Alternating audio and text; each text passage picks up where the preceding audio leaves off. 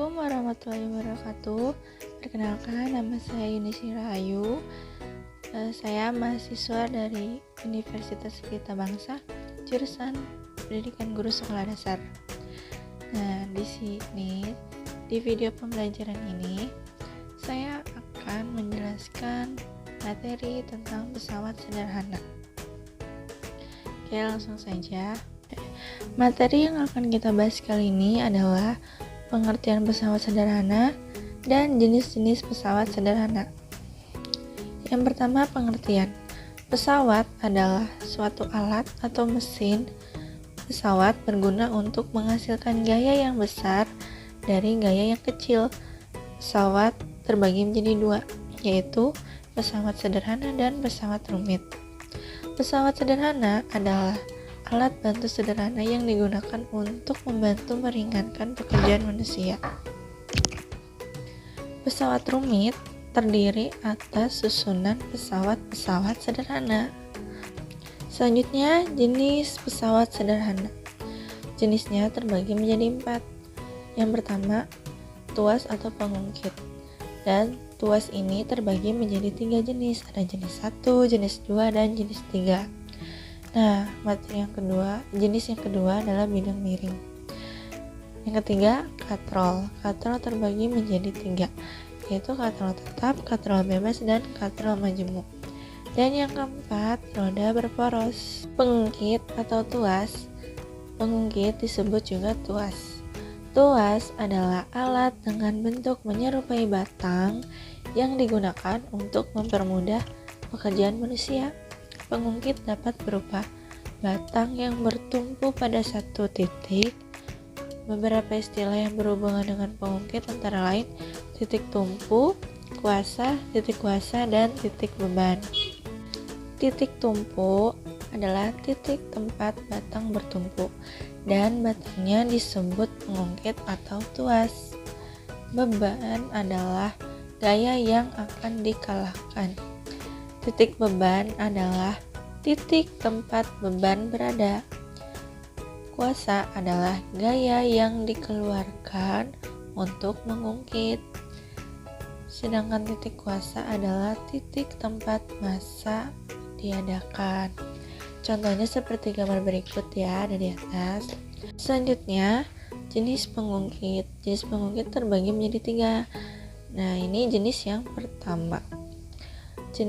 Pengungkit jenis pertama adalah pengungkit yang titik tumpunya berada di antara beban dan kuasa. Alat yang termasuk jenis ini adalah jungkat-jungkit, palu untuk mencabut paku, gunting, timbangan, dan linggis. Contohnya seperti gambar di atas ya.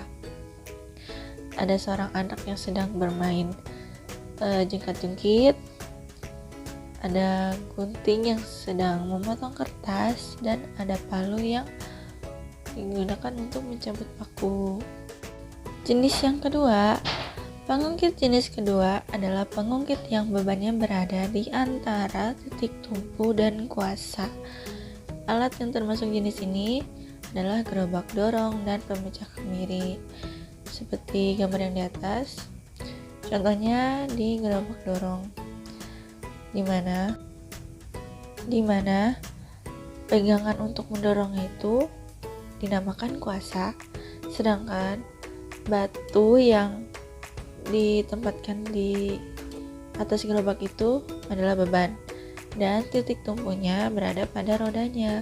Jadi jenis kedua ini bebannya berada di antara kuasa dan titik tumpu. Selanjutnya, jenis yang ketiga. Pengungkit jenis ketiga adalah pengungkit yang titik kuasanya berada di antara titik tumpu dan beban.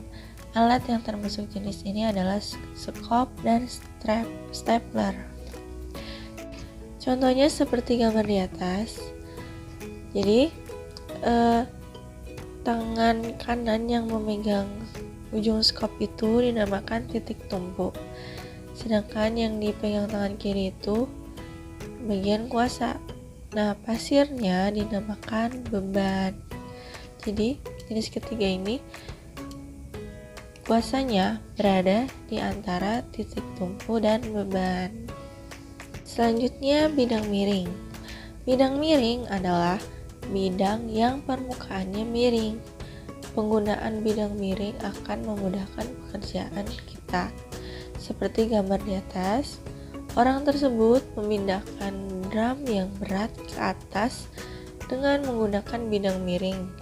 Dengan cara menggulirkan drum dari bawah ke atas, maka gaya yang dibutuhkan untuk mendorong drum lebih kecil daripada gaya untuk mengangkat drum. Alat yang bekerja menggunakan asas bidang miring diantaranya: yang pertama, baji yang digunakan sebagai alat pembelah kayu, dan yang kedua, dongkrak mobil atau biasa dipakai untuk mengganti ban mobil. Selanjutnya, katrol. Katrol adalah roda kecil yang tepinya beralur dan dapat berputar pada sebuah poros. Katrol berguna untuk mengangkat benda atau menarik suatu beban. Katrol dapat mengubah arah gaya benda-benda yang berat dapat diangkat secara mudah dengan katrol. Contohnya, orang yang sedang mengangkat drum seperti gambar di atas menggunakan katrol. Katrol terbagi menjadi 3. Berikut jenis-jenisnya. Yang pertama ini ada katrol tetap. Katrol tetap adalah katrol yang dipasang pada tempat yang tetap. Katrol tersebut tidak dapat bergeser atau berpindah tempat. Tali atau rantai yang dililitkan di katrol pada salah satu ujungnya diberi beban dan di ujung yang lain ditarik kuasa ke bawah. Contohnya adalah katrol sumur dan katrol untuk menaik turunkan bahan bangunan seperti gambar di atas ya. Yang kedua, katrol bebas. Katrol bebas disebut juga katrol bergerak. Katrol bergerak adalah katrol yang dikaitkan dengan tali tergantung dan katrol dapat berpindah tempat atau bergeser. Keuntungan menggunakan katrol bebas adalah gaya yang diperlukan untuk menarik lebih kecil daripada menggunakan katrol tetap. Dan yang ketiga adalah katrol majemuk. Katrol majemuk adalah perpaduan antara katrol tetap dengan katrol bebas. Pada katrol majemuk, terdapat 2 katrol yang masing-masing berfungsi sebagai katrol tetap dan katrol bergerak. Ada juga katrol majemuk yang terdiri atas 2 blok katrol. Blok katrol adalah 2 katrol yang dipasang berdampingan pada satu poros.